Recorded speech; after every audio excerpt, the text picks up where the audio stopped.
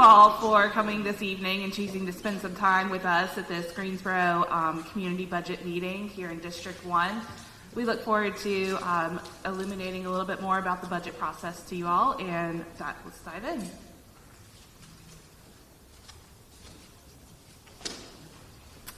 My name is Tracy Nash. I'm the Senior Budget and Management Analyst in the Budget and Evaluation Department. We have a few other members of our team here today. We have our Director, John Decker, Assistant Director, Tiffany Jones. We have our Budget and Management Analyst, Leah Price, and our Performance and Strategy Analyst, David Cashwell. So tonight we're going to cover a couple of things. We'll do our welcome and our open remarks. We will hear from our planning department and hear a District 1 planning update. We'll go over some of the highlights of the budget development process and look at our strategic priority overview. And then we'll open the floor up for comments. I'm going to turn the floor over to Councilwoman Hightower to give some opening remarks.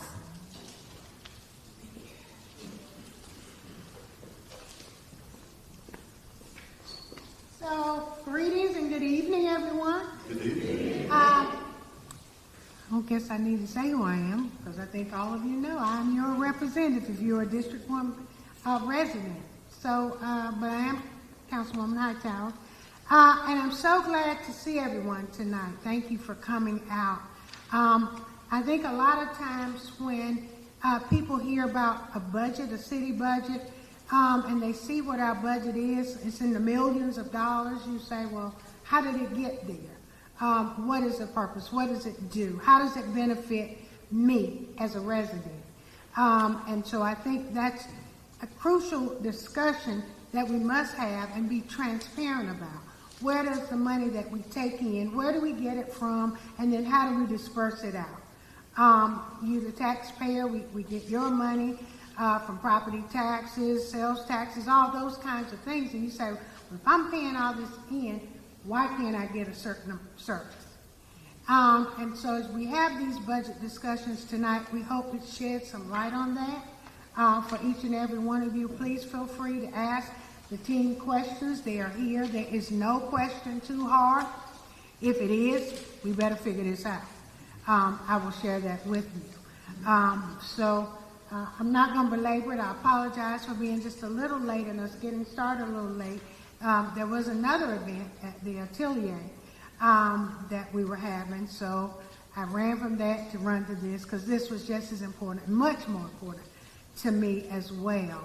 And hopefully by night's end, you'll also share with us what you want to see get done in your community, where you live, sidewalks, street repaving, resurfacing, all those things that you want to help make the quality of life for you better. So again, thank you so much for coming. Welcome. And on behalf of all of our City Council members, and I must say we do have one tonight, Ms. Mary Kay Abuzawaita. I know. She's one of our at-large members, and so she's here tonight as well. But on behalf of all of them, welcome. Thank you all for being here.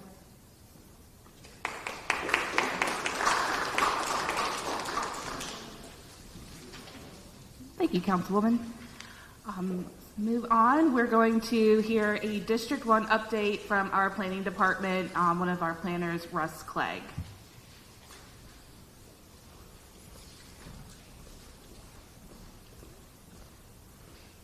Thank you, and good evening. It's great to see so many people here for this tonight.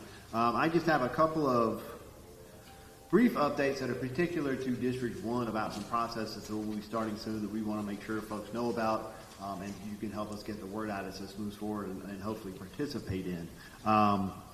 As I talk, you can see my contact information is up here. I'm going to leave a few cards on the table over there as well if you don't have time to write this down. But feel free, if you have any questions, to shoot me an email or give me a phone call, ask any questions you might have. So we're starting two very important processes here in District 1. The first one is the Randleman Road planning process. This is a second phase of the Randleman Road planning process, and this was going to go from I-40, which is the older northern highway, down to the city limits.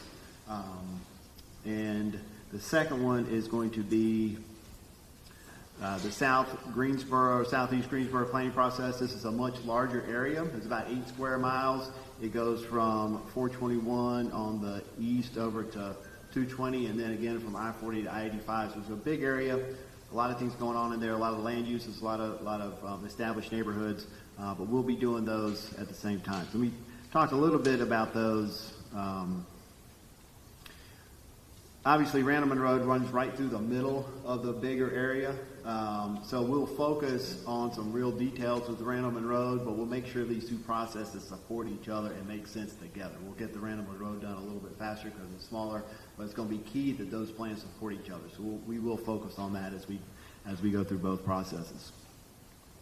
So with the Randleman Road process, as it's mentioned, this is a phase 2. We did the phase 1 on the first sort of northern section of the road. That was adopted in 2016. You know, if there are concerns that come up about that section of road, obviously we'll talk about those as well. This is really going to focus more on that second southernmost piece of road. We'll have to talk some about the southern portion beyond the city limits because there have been some annexations, so we'll need to talk about land uses and transitions and how that area is changing. But primarily we'll focus on the street itself and the adjacent properties. I will say this is not a streetscape plan. We're not coming out with plans to put in a median or do any major changes to the road right now. That might be an outcome of this planning process to start that, but that's not what this is about. This is really talking about the road itself. Are there dangerous intersections? How does transit work on the road? Do we need different bus stops? How do the businesses support the community around there or not? Those kind of conversations. So from both of these plans, what you can expect to get or we hope to get are things that you can advocate for as a community, for your community. We may make some changes to our ordinance. If there's zoning changes we need to make and that allow us to do different types of uses, we can look at that. We hope to influence future budgets. So if there are things we need to do to improve the road that can help you as a community and us as staff and our elected officials really focus on those changes that we need to make to the budget to get things done in the area. And also we want to help future land use discussions. So if there's rezoning cases come up, we really want to understand what those changes might mean to the area and to the road and to the communities around them and how we can have good, fruitful conversations about those changes in the future. So we do want to get this process moving pretty quickly and get it finished pretty quickly so that we can start making changes. We do want to be thoughtful and make sure we have an effective plan, but we will be trying to move. And, there's a lot of things we know about Randleman Road already because we're in good conversations with a lot of entities along Randleman Road, but we'll try to get it done as quickly as we can. So our next steps with this process, we're going to have a web page for basic information that'll be live in a couple of days. If you go to the city's website and just write Randleman Road after that, that will take you to that website so as a shortcut. And of course, we'll send all this out when we start sending out notifications. But we've done an existing conditions report that has some basic facts about the road. We'll have that online. We'll add to that as the planning process goes on. And then we should have a first public meeting in March. We're trying to nail the date down, but there's a lot of stuff going on, a lot of conflicts. We got to make sure we have a good night picked for that first meeting. So for the southeast Greensboro plan, as I mentioned, this is a much larger area, a lot of different land uses. There's some industrial land uses. There's a lot of established neighborhoods. There's some commercial corridors. There's parks. Pretty much everything you have in the city is contained in this little area. So we'll have to do a pretty in-depth study to really understand what some of the dynamics are and how we can make positive change in that area. We do have a basis for really strong engagement in the area, so that's a great place to start, and a lot of neighborhood groups that we can talk to. Right now, we're selecting a consultant to help us with this process. We put out a request for proposals nationwide back in December. Got 8 really good proposals in. We reviewed that, narrowed it down to 5 that we interviewed via Zoom. We had some community members help us. Mr. Bass Knight helped us with that as well. And then we're going to have 3 come in in person and interview. So hopefully we can really make sure we got the right team to help us, because this is going to be a big project and a really important project. Especially with the news of Toyota and all the growth that we're going to see, we really need to plan for that in a thoughtful way and make sure that strengthens Southeast Greensboro as well as Greensboro as a whole. So that's all I got. I will leave cards over there, and I'll let you get back to the reason that you came here, which is talk about the budget. So thank you.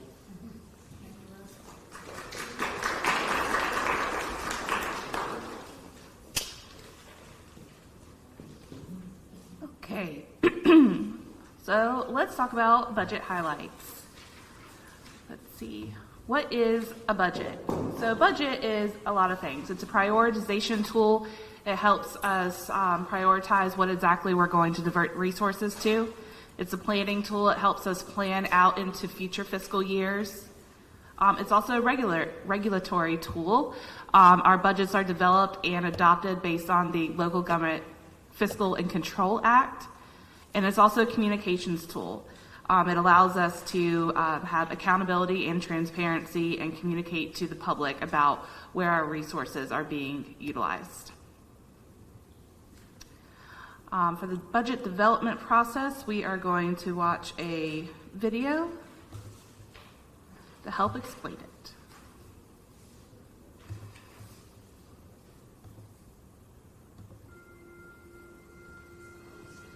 Welcome to the City of Greensboro's budget process. Let's learn how our city government prepares its annual operating budget.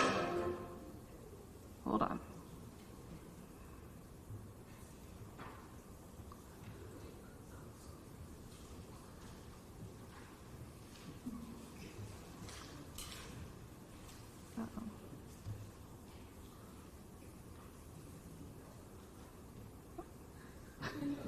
It worked earlier. My whole day has been Murphy's Law. Yeah.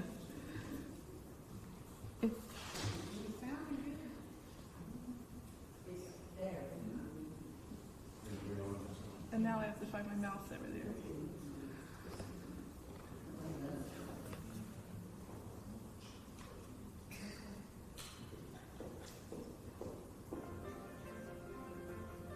A city budget is a proposed plan for how we will raise and spend money throughout the fiscal year. It determines the city's property tax rate and is a critical task that shapes the future of our community. In Greensboro, about 40% of the city's revenue come from sales and property taxes. Another 30% comes from user charges, such as water, parking fees. The remaining funds come from various sources, including state and federal government grants. A little more than 40% of the city's expenses are for personnel. It takes some 3,300 people to support all the city's operations, from police to parks, waste collection to water service. The budget also covers operational costs, such as materials for treating our water supply and for filling potholes. The city also sets aside funds to pay down its debt, supporting the 10-year capital improvement program, which plans for more expensive projects like new buildings, fire trucks, and stormwater improvements. Here's how the City of Greensboro budget is developed. By law, municipal governments in North Carolina must adopt a balanced budget every year. The city's fiscal year begins on July 1st, but budget development begins months in advance. In the fall, the city's budget and finance officials begin reviewing forecasts to help look for changes in the economy that may impact the city's funding sources. Over the winter, city departments review their work plans for the coming year and submit service enhancement requests. These are essentially requests for additional funds to add new services or employees in the coming year. During this time, the City Council also meets to establish its budget priorities, which it expresses through policy decisions, budget guidelines, and recommendations. These priorities represent council members' values and aspirations of our community, and they are the guideposts the city manager and budget officers will use to further develop the budget. Throughout the spring, departments will present their proposed budgets for review. They will also review the capital improvements plan. After months of deliberations, in May, the city manager presents a recommended budget to council members. Then it's time for city council members to have more detailed discussions about their goals and priorities. By law, local governments must provide a public hearing on the budget. This time allows the public to give council and the city manager feedback on the presented budget. The fiscal year 2024-25 budget public hearing is scheduled for June 4th, 2024. Finally, the council will adopt the budget in June, just in time for the new fiscal year to begin in July. The council will also adopt a new capital improvements program, set the property tax rate, and adopt any new or adjusted fees during that same meeting. Want to try your hand at creating a city budget? Try the balancing act game, where you get to set your priorities based on the real city budget figures. Remember, your voice matters. Let your council members know how you want to see the city spend its money. Check out the city budget and the capital improvements program and play the balancing act, all at greensboro-nc.gov/budget.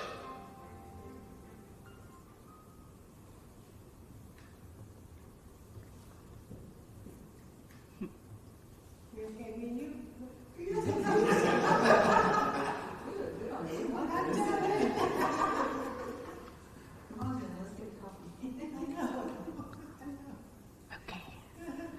All right. So, the budget development process, you may have noticed, we have a whole fiscal year. It starts July 1st, ends June 30th, but the development process really starts around November and ends in June. So what else do we do during the year? Our department offers other departments in the city evaluation services and data studies and management studies that help inform their decisions through data.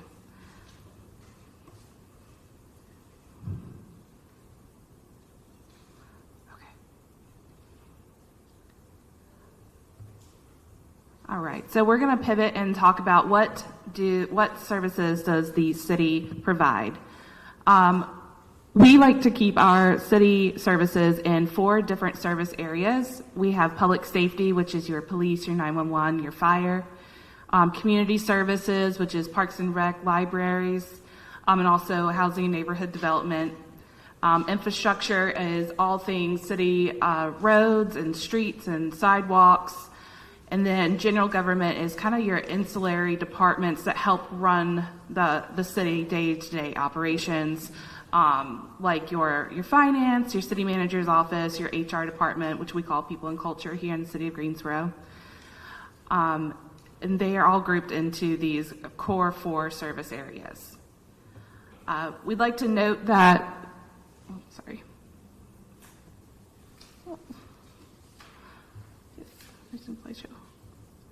Okay.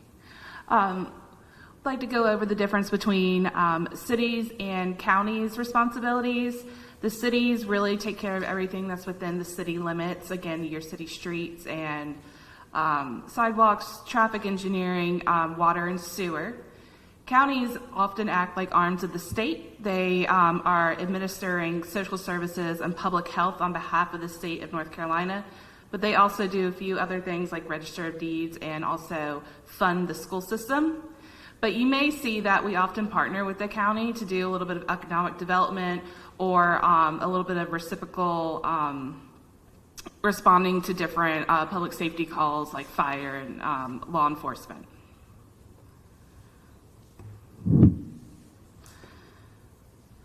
So again, the county is responsible for some specific functions. They act as arms of the state, but they also do animal services and veteran services and are responsible for running all of the elections. And they collect all of the taxes for the county tax rate and also any other integrated unit within the county, such as Greensboro or your High Point or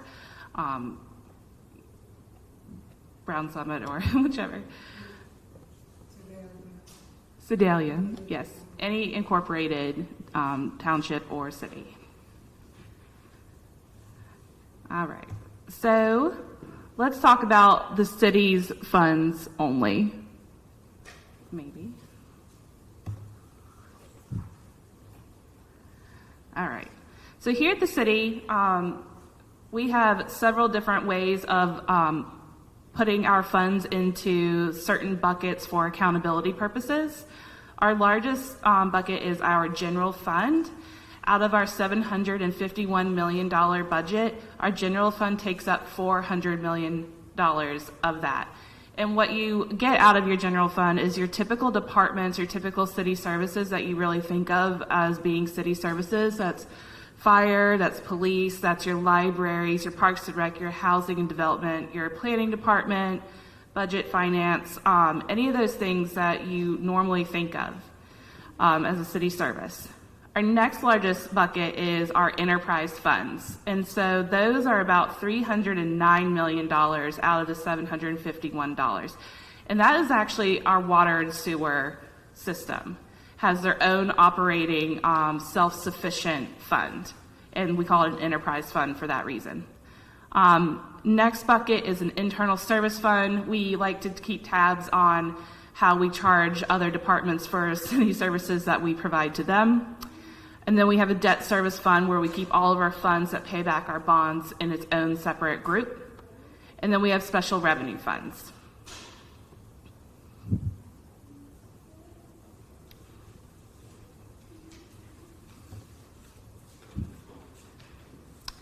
So how much do these services cost? Out of $751 million, you can see that infrastructure is our most expensive category. It takes up $390 million.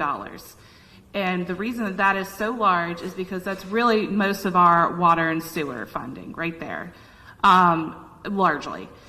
And then after that, you have public safety, which is about $190 million.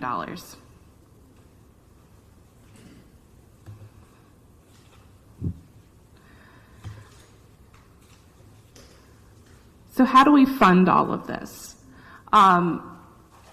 As you can see, if we split this all up on a dollar, 30 cents on the dollar is user fees and charges. And that, again, is that water, that self-sufficient water fund.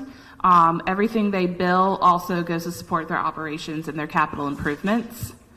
Our next largest category is property taxes and sales tax. We also have intergovernmental funds. An example of this is that the county pays a certain chunk to us for library support because county residents also use city libraries. About 22 cents on the dollar comes from other funds, and that's largely your grant funding. And then we use a little bit of fund balance to make sure all the goals and priorities are taken care of for the fiscal year.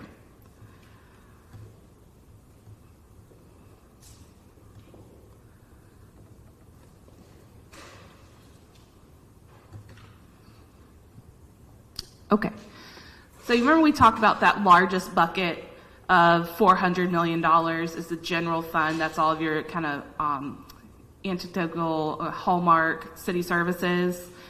So when we take just that bucket out of that total $751 million adopted budget, and we just talk about the general fund, you can see that our infrastructure proportion shrinks because we've taken out a lot of that water and resources funding.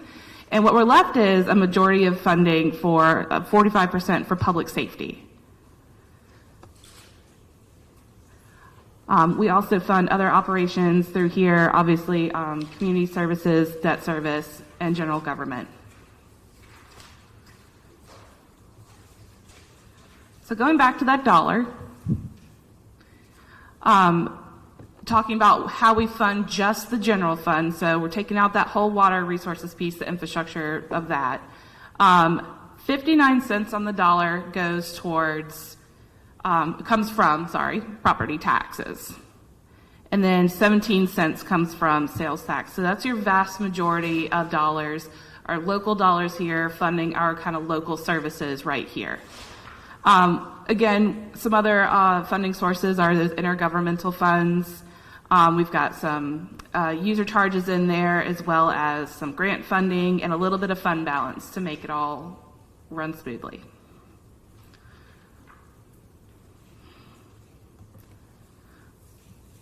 Okay. I was going to ask you guys, does anybody know the city property tax rate? Don't worry, there's not a quiz at the end. It is 67.25 cents per $100 of property valuation. And the vast majority of that, like we just saw the dollar, 62.75 cents goes to fund the general fund.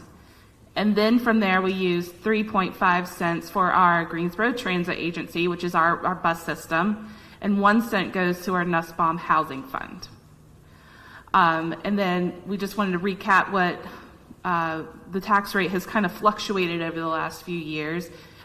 In this fiscal year, as compared to the fiscal year prior, there was a 4 cent tax increase. However, the prior fiscal year saw a 3 cent tax decrease. Something I just want to come back to and note here is that the county does provide the tax services. They take all the, they receive the tax bill funds and disperse them out. They are also responsible for valuation of your property. And the last valuation took place in January 2022. Okay. All right, we're going to talk a little bit about the strategic priorities. I hope everybody, it looks like we got a chance to do our activity back here. We're going to circle back to that. So our strategic priorities, let's see.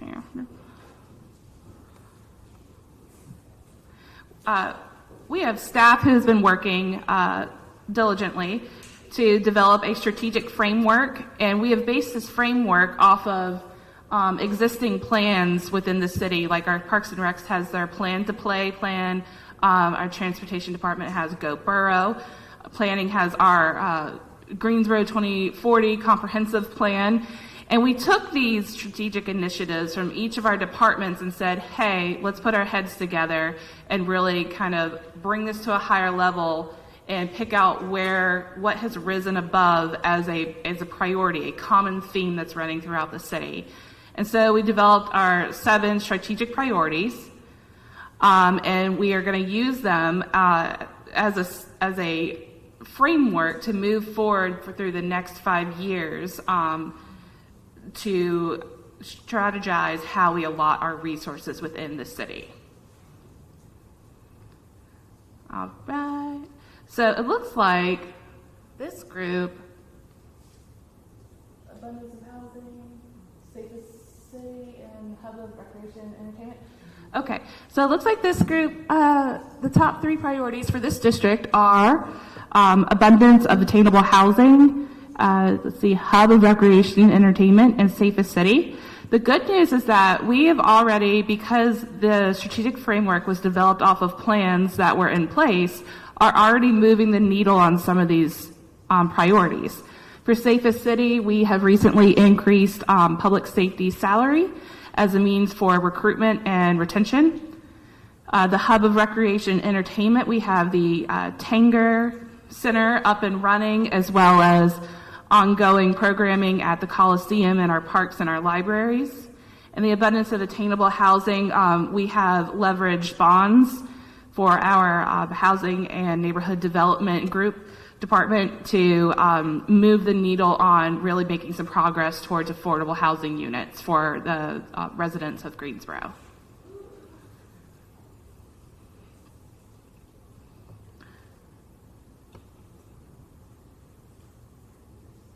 Okay, I hope everybody enjoyed this so much that you'll come back to the next 4 district community budget sessions. Our next one will be in District 2 on Wednesday, February 28th at 6 p.m. at McGirt-Horton Library.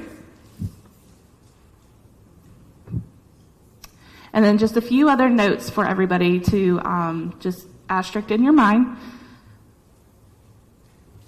Throughout the budget development process, while it's very much kind of in city staff's offices and on our desks right now, eventually the city manager will have it all put together nicely, neatly, and the city manager will propose his recommended budget. That'll happen on Tuesday, May 14th.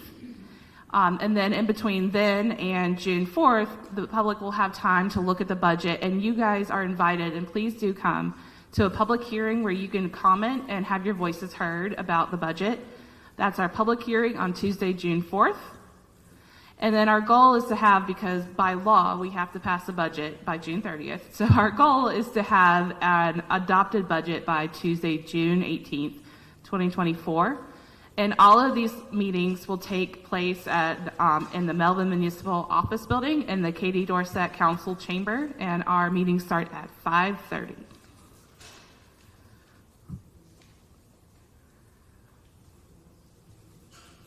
So with that said, we're going to open up for comments and questions. You can come right up to the microphone if you'd like, and we will do our best to get all of your questions answered. Yes, ma'am. I want to ask one, only because I was curious about the water and sewer budget that seemed to be so large, and yet we are expanded and annexing, and city water is running all over the place. We're also going through property of people who are county residents that don't pay any city taxes or funds. Is that not correct? No, ma'am. Unless you ask to be annexed into the city of Greensboro, Right. you don't get it. Right, you don't get the water, but you are living in, You may be here in the county, Uh-huh. and you may be here in the city. right. That line runs from you to the city. I understand what you're saying. I understand what you're saying, because I do know that there are areas that right now are sitting in the what we call the city limits, and yet they are county people all around them. I mean, all around us. They may even have the pleasure of the city lighting and everything else. They don't get water and sewer. I understand that. Until their wells or something go bad, and then they pay no taxes. Right, but they don't pay city taxes. To me, that's something that's a disadvantage of the city for us not to be able to have some of those people, because we're all the way out in McLeansville and everywhere now, and I'm sure annexing further toward Randolph County with Greensboro water. But these are all county people that are paying no taxes at all. They pay county tax, they just don't pay city. Exactly, I understand that. And so a few years ago, we mentioned McLeansville, the city used to involuntarily annex. Right. And the last involuntary annexation was Barber, right there, Kat? Yes. And then they did some annexation in McLeansville. Chandler Oaks was one, and there was two subdivisions. They sued the city. They won. They got de-annexed. The state then has a rule that says we can no longer involuntarily annex you. You have to ask to be annexed. And I thank you for that. I understood all of that from the beginning. I just think that it's a disadvantage that the city's losing a lot of things simply because we got all these people who are within the city, but they're county people. So one of the things we have looked at and talked about, not as much, and maybe the city manager is on it, is a lot of our services, you're right, the county residents are library. Yeah. So we've looked at user fees. Do we charge people in the county more to come into our parks and use our facilities, go to the library, those things? Right. Because they do. They come in, they use them. We know we have resources. Exactly. And they don't And they don't pay. City taxes. Yeah. But then when you talk about user fees, then people get upset about, oh, well, why am I going to pay? But you're paying really for a service that you're getting. And you are using city services that are in fact deteriorating also because of where we are. And those of us who live in the southern area of the county, we get more and more of those county people that are using those city services that are there.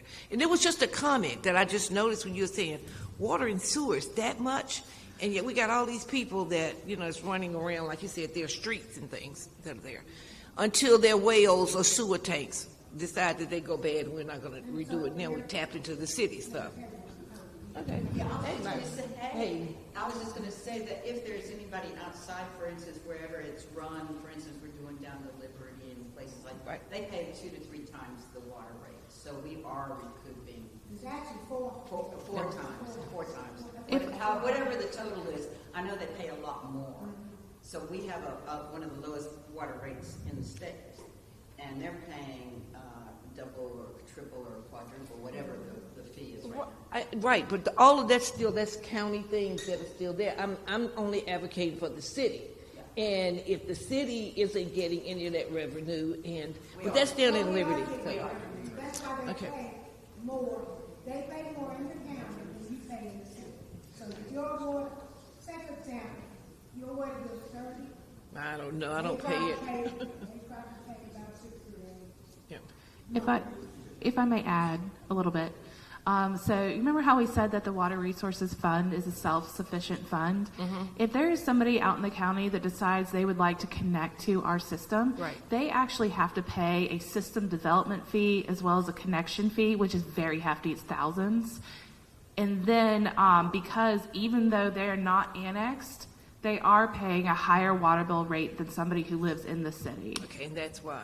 Because I guess I've noticed people that live along Randleman Road, and it kind of skips around. Now, we don't want to pay the city taxes, but your And next door neighbor is Let in the me city. also mention Same. too that remember it's a self-sufficient fund and it's based off of the water bill. There's no taxes going towards the water system.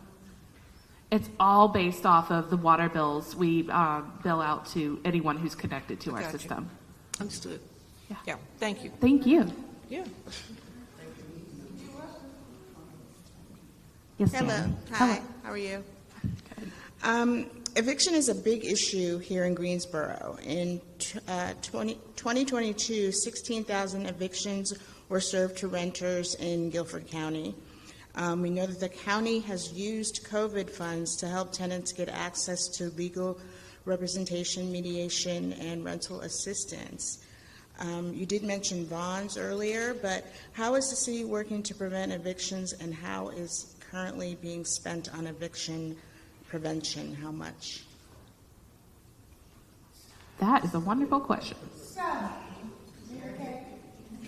So we spent millions of dollars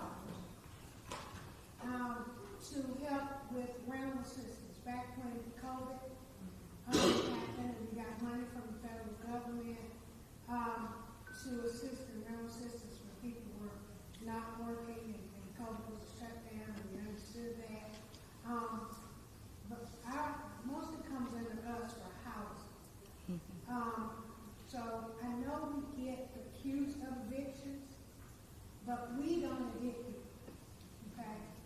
You look at your housing authority, we have evictions there. You look at your private property owners, there's evictions there. What we did do, we partnered with the county to eviction assistance with legal aid, UNC as well, so that as people were evicted or having to go to court, we would appear in court and offer assistance to the landlord to let them know we're working with this individual. We would help with their back rents to avoid eviction, because we don't want to see people. Right. We don't. And so I think we're very mindful of that. We also are trying to make sure there is affordable, attainable housing that people can live in. Where when you partner with certain developers and you see housing coming up, those particular housing usually are for people with average median income between 30 and 60. Those are your most vulnerable. That we try to keep in-house. That's why we see a lot of apartments going up, and I know some communities and neighbors get concerned about some, but there actually is a need for those units where people can pay sometimes between $400 and $600 a month, because other neighborhoods wasn't, as you know. And that's private landowner, we don't have any control to stop the eviction, but with cognizant area. And we do have some money to use for emergency assistance. That money is not flowing down from the federal government as much now as it has before. I think we spent like $8 million, we may have spent more than $8 million just helping in rental assistance. Do you think you'll formally work with the county? I know that the COVID money is probably going to dry up pretty soon, if it hasn't already. Is there a way that you're going to, or at least how are you going to be working with the county to maybe get some permanent funds for eviction services? You look in the news and see various things. We just gave money to the RC. County gave money to the RC. Match what we gave.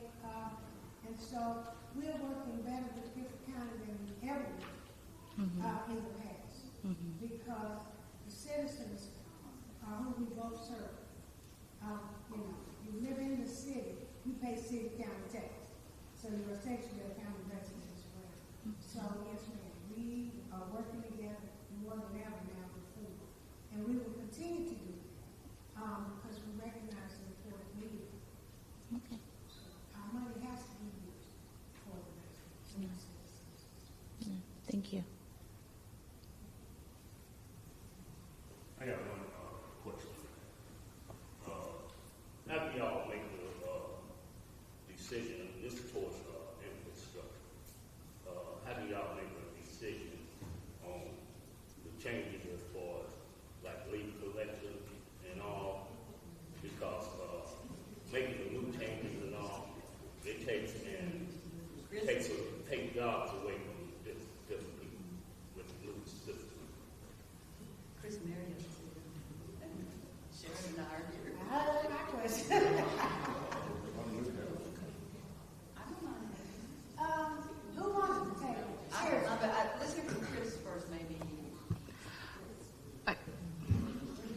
What was the exact question? The leaf collection, He's why? asking about the change, who makes the change in the decision. The first answer is council makes the change.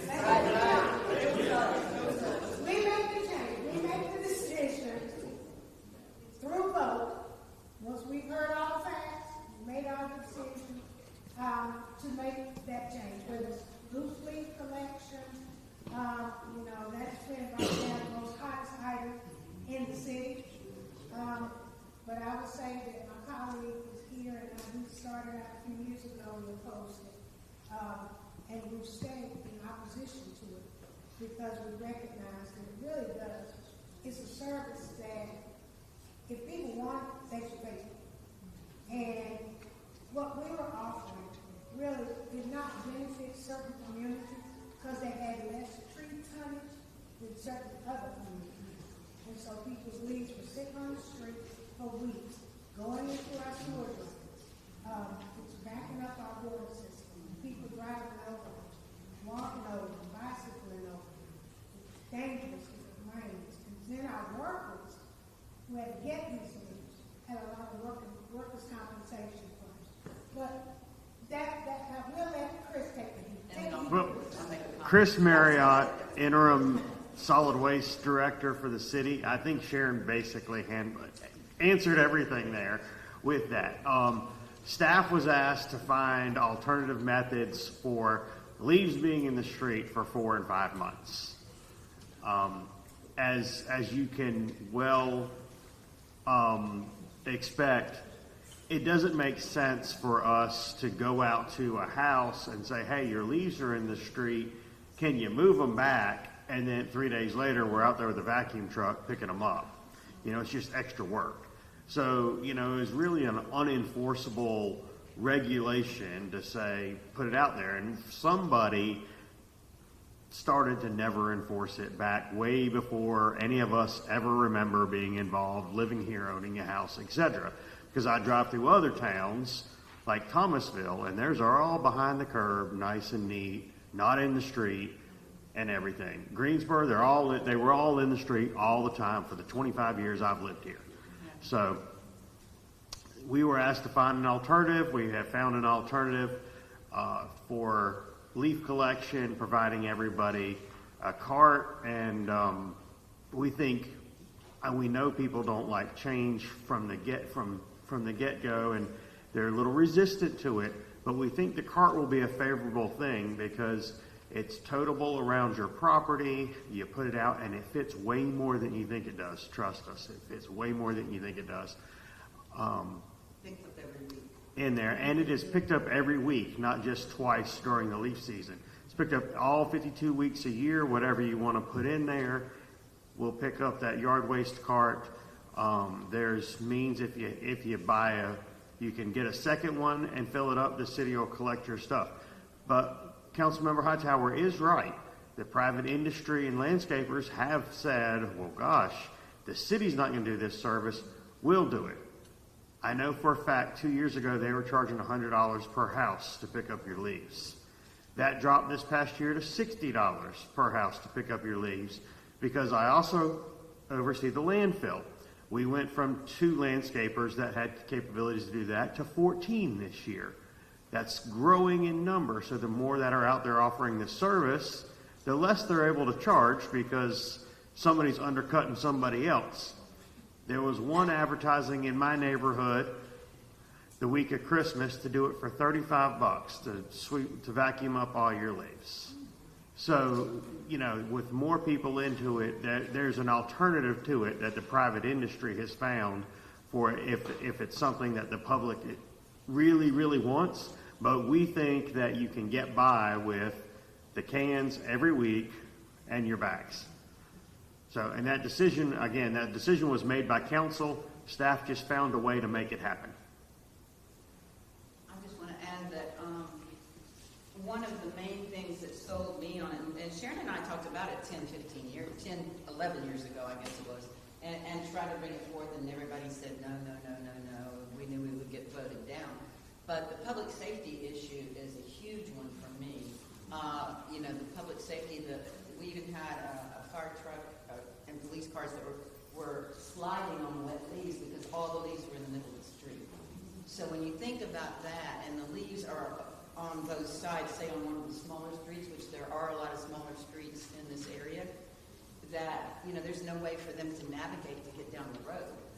That was number one. Number two is it takes a lot of taxpayer money to kind of stop those storm drains. And people weren't following the rules. So as everybody said, we didn't enforce the rules many years ago. I'm not going to say we, because we weren't on council then.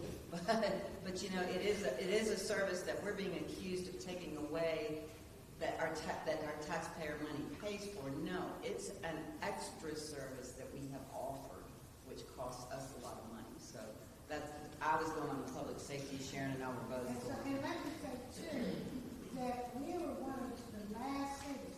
All the other cities, except for maybe Barber still has a little bit of it. And Winston. Other than that, none of the other cities have those food production. We've also gone to no plastic bags. Environmentally safe, biodegradable paper bags. You put your stuff in and put a 10 bag. You pick them up. I think you pick them up every week, right? So we're trying to be environmentally friendly as well. And believe it or not, people say, well, the paper bag, that's going to tell. Actually, we've done the testing, we've done the research, and it does not. Because we're picking them up so quick. So they're not sitting out there like your plastic bags were, sometimes for weeks on end, because the schedule's so heavy, it's busy, because as we grow, our trash gets more to be picked up.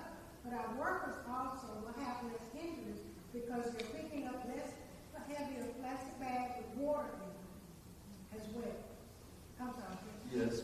With the new leaf enforcement, will someone be watching out for people that blow from their yards after they cut into the street?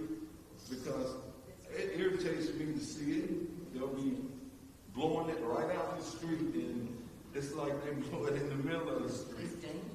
So will there be enforcement now with this new policy? Yes, I think the first thing is education. Tell your neighbors, make sure everyone knows. Because even with this or any kind of marketing the city does, we're not going to reach everybody. We're just not. Those a lot of times, those are professional landscapers that I have seen do it. Oh, yeah. And I'm assuming that the water lines drainage is going to get worse because some people are just, like I said, blow up anyway. Yeah. Yeah. But we're going to try it. We think it will work. So I know it's going to be a little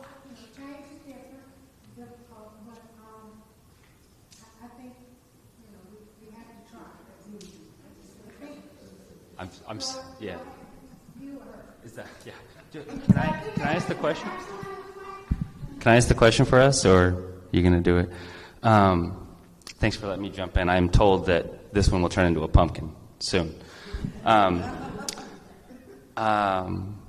it just feels weird to have my back to everybody. But yeah, although I'm a homeowner, I am not asking a question about leaves. So lucky everybody who don't want to hear about that. But and I'm also really mad about why can they do that? Anyway, I'm gonna have to do a little civilian enforcement. I don't know. We'll figure it out. But I'm just lived a couple miles away off Florida, and it's more of a public safety question, kind of. For the last 8 years in this neighborhood, I've noticed we have a lot of public safety in the sense of people get called the police get called pretty regularly, and it feels to me like I've gotten to know a lot of people in the neighborhood who have a hard time sometimes staying in their house, and so they can't afford the rent, or they end up at eviction court, and then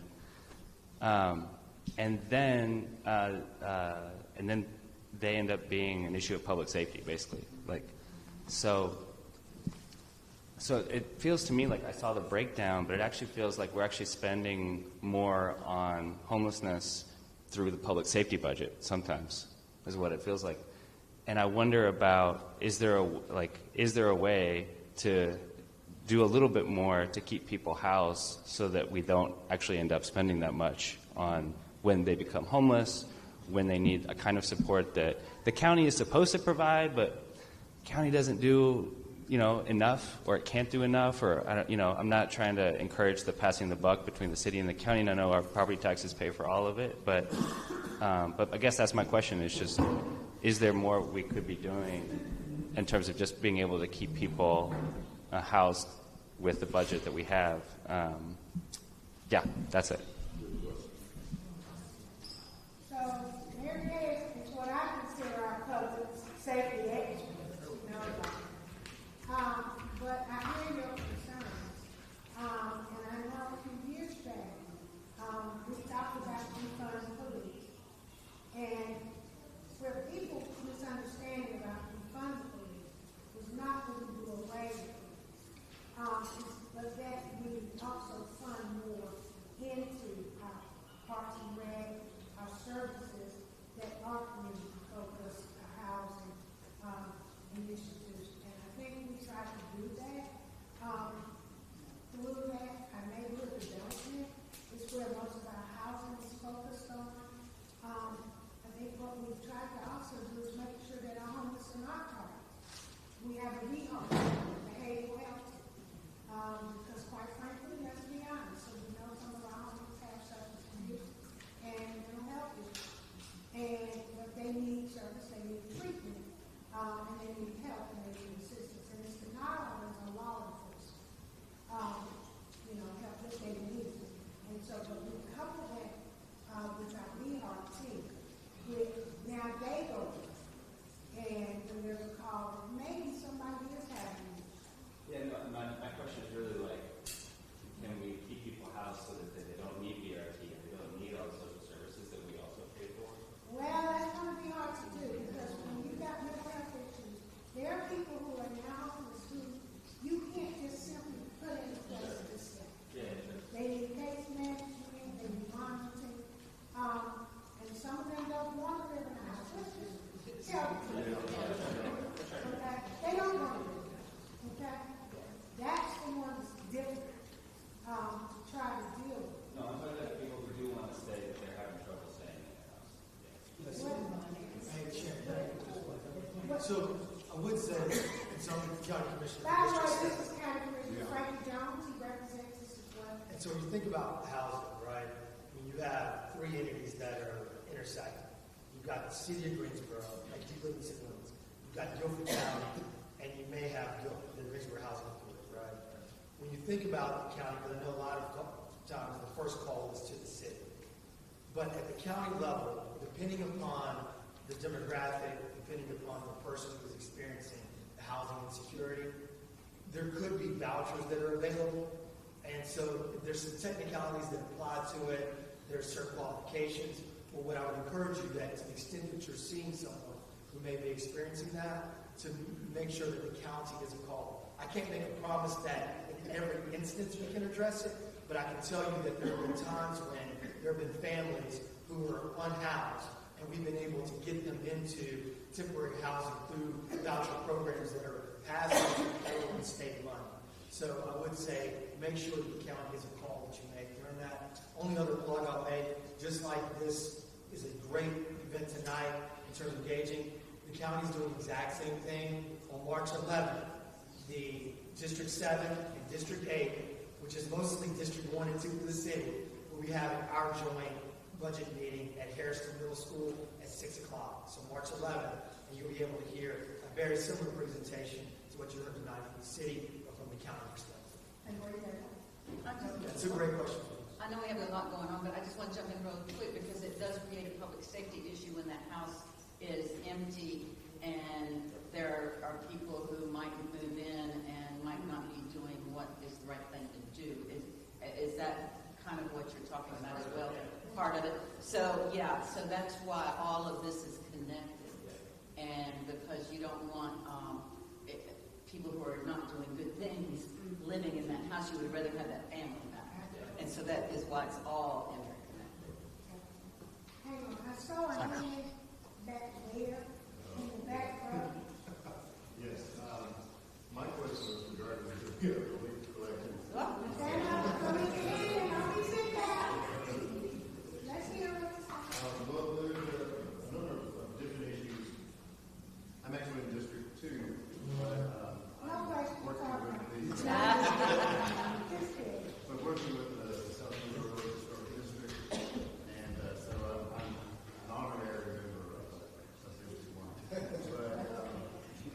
but yeah, you know, with the leaf collection, just a couple things. We're going to give it a try. We're going to try it out, see what happens.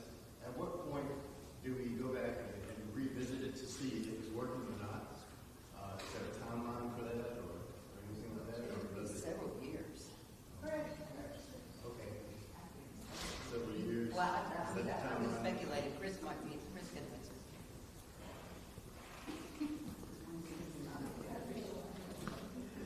Again, as city staff, we'll do what council directs us. But I will say that the cities of Charlotte and Durham have gotten along for a multitude of years without this service. It has not inhibited their growth. In fact, they're growing faster than Greensboro is, and their residents have a high quality of life without this service. They find other ways, innovative ways to get rid of their leaves, you know, through the regular collection cycle by containerizing them and everything. It really does save a lot of money for the city overall. When we looked at our projections, you know, year one projections, it was what everybody was focused on. What you're not focused on is 10, 15 years from now. At some point this plug wasn't going to work because your taxes were going to go up where to the point you didn't like just to support this program, where it was going to be the most costly thing that solid waste did, more than getting rid of our garbage, because it's so labor intensive on employees. It takes 60 to 70 employees to complete this service for 12 weeks a year. Not only that, it's 12 weeks worth of equipment that sits for the other 40 weeks a year. So, you know, it's just sitting there stagnant that we own as an asset that just sits waiting for leaves to fall. And when we did the projections and calculations with our finance department on how much this was going to cost in 10 years, 15 years, and in 15 years it was going to cost $10 million just to collect loose leaves, everybody's like, whoa, wait a minute now. You know, the 1.4 million that we spend right now is a drop in the bucket compared to 10 million then, versus our garbage collection's only going to go up a little bit, you know, in that same time, because labor dollars are so expensive. You know, salaries have gone up everywhere, and that was the main driver for this change. But if there's outcry and I'm told, hey, start the program back up, you know, we'll have to get trucks somehow. Everybody points to trucks that we don't have and that we can't afford the trucks that other communities have. We have to plan for all types of contingencies in Greensboro. You know, transportation is no longer part of our department, but I was in it for 10 years. We have to plan for snow. We have to plan for ice. We have to plan for leaves. We also carry a disaster debris contract in case we get hit by something like a hurricane, tornado, etc. That are, you know, we carry those contingencies. But with the snow and the ice, we have to plan for that. Cities further to the south of us, they don't buy salt. They don't have snow plows. When it snows, they let the state clear it. What the state doesn't clear, they just let it melt. And when it melts, they move on. That's why Atlanta, when it snows there once every 5 to 10 years, the whole place shuts down. They don't have those capabilities. Greenville, South Carolina doesn't have those capabilities. Just giving you the honest truth here. So Greensboro does, and we want to keep running and functioning the best we can. So,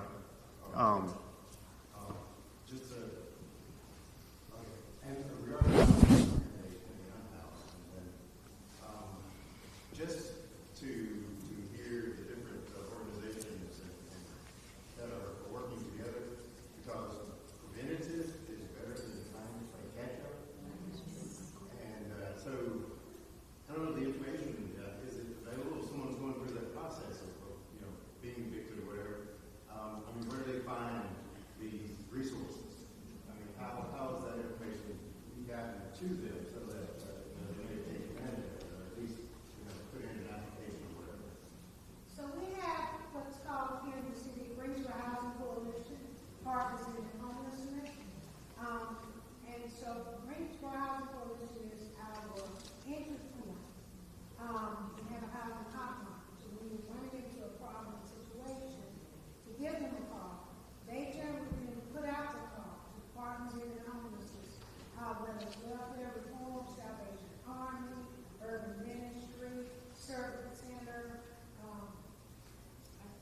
name some more off the top of my head, but we have a whole continuum of care, and it's about 30 or 40 organizations that focus on housing and homelessness. And so that entry point there, and sometimes that first call starts with me, because I know how to get people into that system, and then that word goes out, and somebody picks up that individual to help them, whether it's helping with your rental assistance or housing coalition. If you call them, they have housing needs, depending on your income, and those lists go according to your bedroom size and your household size and your income size. So there are the resources out there. We fund Greensboro Housing Coalition as well. So our money, our city money, city dollars, and I've had this funded me, I think about $500,000 just this past year because of the work in that regard. So, and everything's on our city website as well. As Frankie talked about too, that continuum of care is under the county action. But we are a partner in the City of Greensboro as a member, because it is our intent to keep people housed. It really is. But some of it's out of our control in this product, but where our dollars are, our bond dollars are invested in, housing development, then that is a solution. How we invest, what we clearly.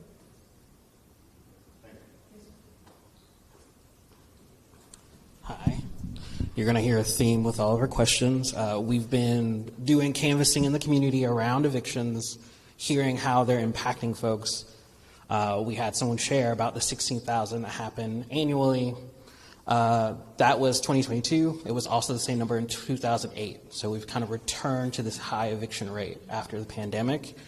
What we have been finding as we've been canvassing in apartment complexes and things is a lot of them are vacant units because so many people have been priced out, or had a neighborhood I was canvassing, I got priced out by $400 in just 1 year.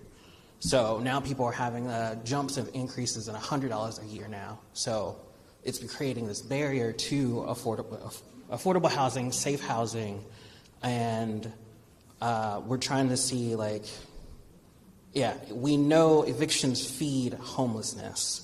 How can the city invest in tenants to help with the rising cost of rent so families and individuals aren't forced out of their homes? And I know you can't control private businesses, but as we were talking about preventative measures, if I get an eviction notice on my door today, what is available to me as a resource of the city, and what is the city willing to do for me as its resident to ensure I don't spend one night on the streets?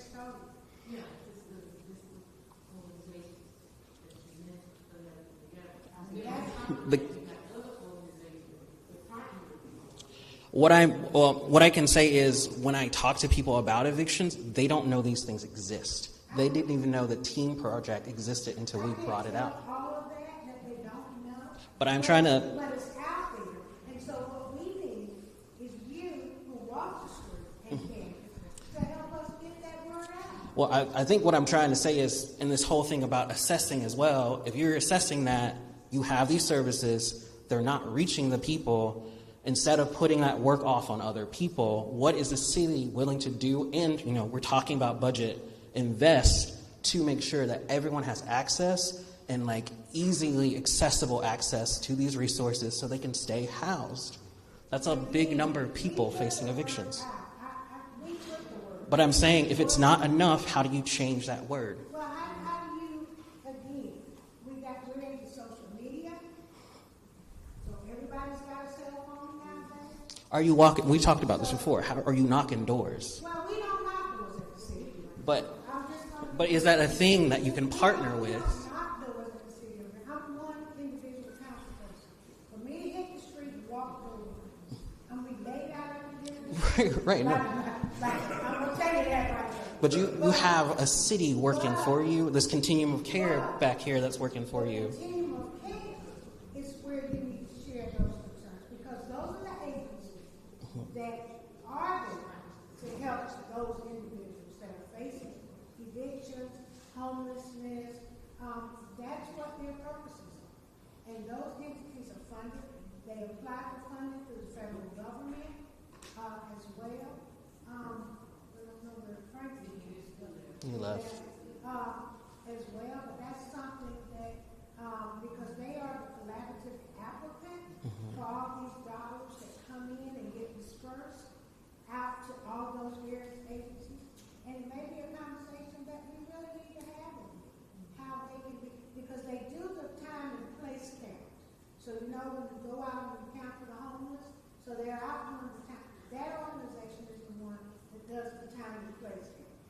But that's still a service after I've been evicted, after I've become homeless. But again, those are the people who do the work.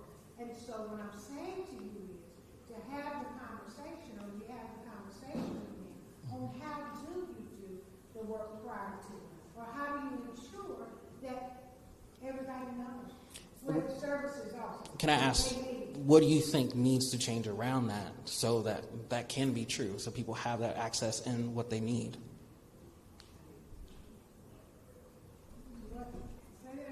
What needs to change? I'm sharing with you what I'm experiencing, you're kind of sharing with me. What needs to change so that we are meeting that need for our community? Can I help you? It was, we're in a high eviction area. It would seem feasible if you're going to evict somebody to leave the eviction notice and your solution. I hear what you're saying, because they're saying, if I'm going to evict you out of respect of humanity, why don't I leave the number to call to help resolve this? That may be the change you're seeking right now. Again, that's the county. And see, that's the thing. He harping on the city. The city doesn't do eviction. That is the county. No, I'm not saying that at all. I was like, how can you collaborate? The door, but I just gave you the agency that I think would be the But to his point, how will we collaborate to make that happen, where the sheriff comes out and we can make sure they have that resource?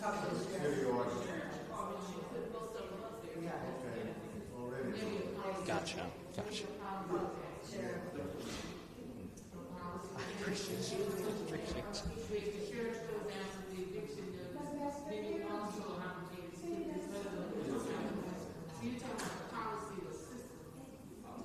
Potentially, I don't know. I'm not sure. I just want to mention very quickly, the Greensboro Human Rights Department, in collaboration with UNCG, and UNCG has now taken it over, have a tenant landlord dispute program that's been highly successful.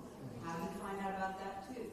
Well, that is on the city website, and it seems that the people that have needed help and have had disputes with their landlords know about it. How are they getting that information? I assume from someone they have told, I'm going to be evicted, what can I do? My landlord and I are having issues. Now, we can't help with payment if the rent doubles, I understand that. But if there's a dispute, I'd say 80 to 85% can be resolved. Thank you. Yeah, no problem. Good questions and good thoughts. Yeah, they don't give me the mic. Not in my church. But nevertheless, my name is James Spassnight. I'm the Executive Director of the Random Road Community Association. And would you please stand, Random Road? Wave your hand. And we are, hallelujah, happy and excited about the Greensboro South area plan. We look forward to it. What do I want to say? I want to say that I think the city does a wonderful job with our shelterless. They do. These extended stay are something to be reckoned with, and it helps our sheltered, unsheltered. And I appreciate you, and I want you to know that. I'm going to shut up now.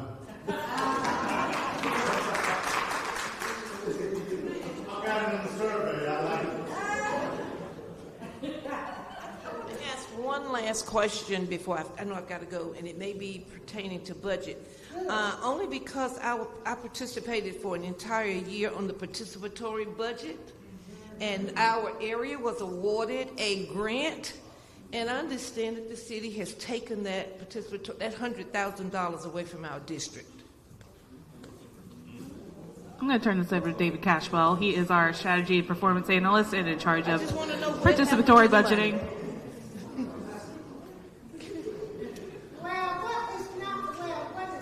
I don't want the city manager to leave. Don't you listen? So what has partly happened is we kind of put it maybe on hold for a minute.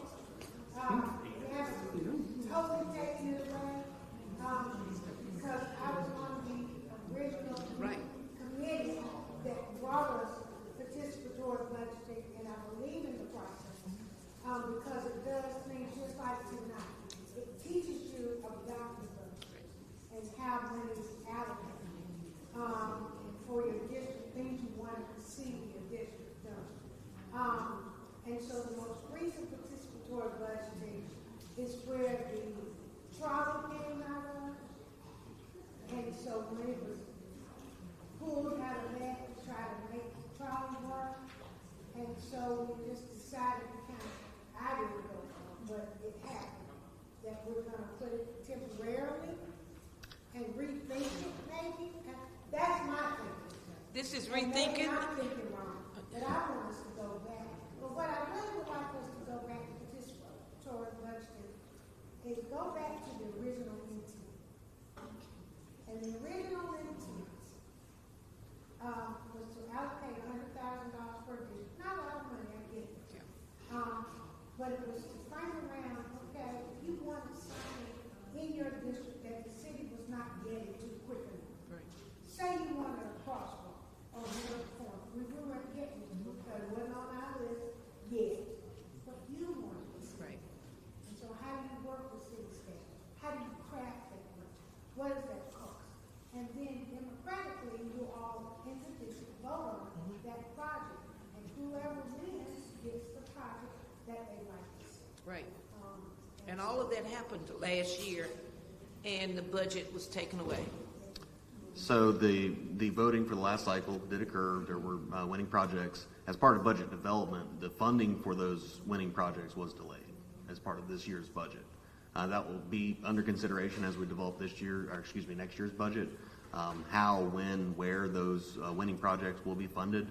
I think it's a separate discussion issue on reviewing participatory budgeting as a program and how we can, again, to Councilmember Hightower's comments, get back to sort of the goals of participatory budgeting. But those specific projects that won in the last cycle, that will be part of the budget considerations of this year's budget. It was delayed in last year's budget adoption. So I should expect to see those projects that were approved in, you're saying, initially put on the proposed budget for next year? That will be determined by the recommended budget, which we'll see in May. Okay, all right, I'm gonna keep you to that. Absolutely. We have time for about one more question, y'all, okay? We'll divert to Councilwoman Hightower.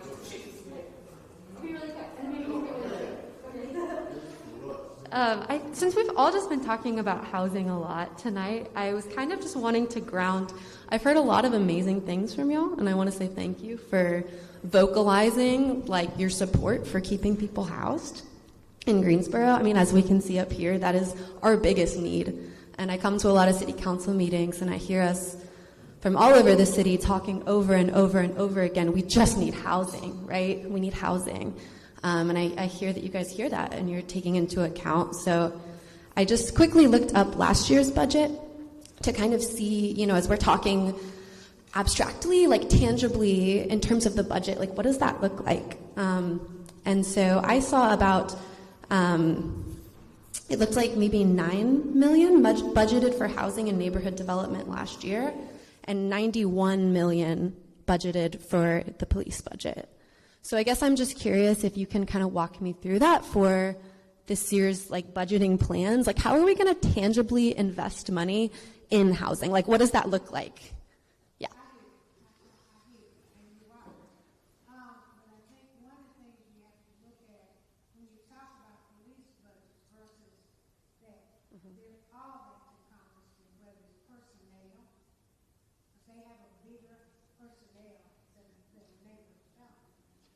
Personnel is a heavy part of it. Cars, equipment, all of that was factored. The salaries, all of that was factored into it. I agree we should put more money into housing as well, and to help with job training. Because I think job training and assistance also helps those individuals who need an economic boost to be able to afford their housing. But if you're not making the $7.25 an hour, you can't afford any of it, period. And that's something that I think we all ought to be fighting for our federal government, because minimum wage has not changed in the last 20 years, almost. We at the city, though, I pride ourselves on saying we make sure our employees make 15 something. And now we're going to 18, because we recognize housing is it should be at least 30% of your income, but most of the time it's 50. Sometimes 60. And we recognize. But we've also relied on private developers to come in and build, because we don't need housing. Housing authority does, but the city doesn't build housing. We look for those partners to build affordable housing. So we use that money to invest with what they're building. So with the bond that we passed, I forget how much the housing bond we passed, and we're going to be using more of that money in 2025 to pull down to help these builders start building more houses, and we want to keep it. But I agree, you got to put more money into it, because we really want to get to it faster. 9 million is really not a lot. Yeah, and I think as someone just looking through this budget, right, I see budgets as like moral documents. So where we're investing our money is like, that's where we're investing what we care about, right? And I hear residents saying over and over and over again, we don't need more police, right? And there's an overinflated police budget, and we're seeing this, right? And we're saying we need housing, we need housing, we need housing, and the budget doesn't reflect that. And so I just wanted to make that observation. But I appreciate your thoughts. Thank you. And we were down about 120 officers, and the crime rate in this city was going sky high. And actually, we had the highest number of homicides ever. So the reason was all of our officers were needing to go to other municipalities because they were paying so much more. So luckily, that's one reason the police budget is so high, is that we all proved that they get up to be comparable to the other cities around us who are taking our officers. A lot of those officers are coming back, our recruiting class is double, and we are hoping this will show that we will have a safer city, because there's not one business that's going to come if we don't have those safer cities. And we're not going to have all of the funds that we want to spend on housing, development, anything like that. So. All right, everyone. Wow, thank you so much for coming this evening and spending time with us.